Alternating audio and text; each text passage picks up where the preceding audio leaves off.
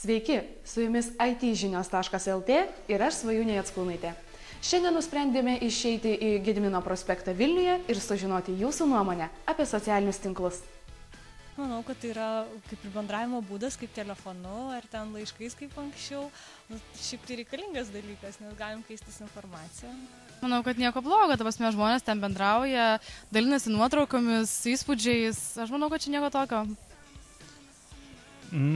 Gal ir gerai bendraut kartais, bet kad tai netrukdytų pagrindė darbui, nes aš pagal savo specifiką darbo bandau darbo metu uždrausti tokius dalykus žmonėms, nes tai šiek tiek gadina našumą. Šiaip žinokit, aš jais nesinaudoju apskritai. Dabar Facebookas. djscene.lt ir facebook.com.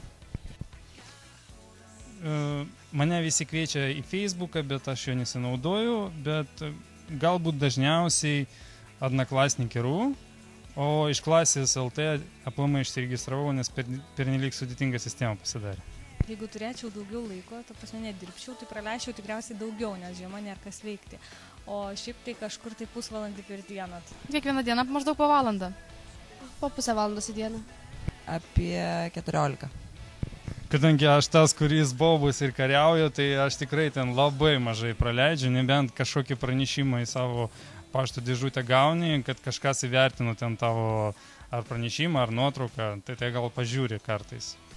Susidarė įspūdis, jog Lietuvoje socialiniai tinklai nėra itin populiarūs, nors aplankius kelis iš jų atrodo visiškai kitaip. Su jumis buvo itžinios.lt. Iki!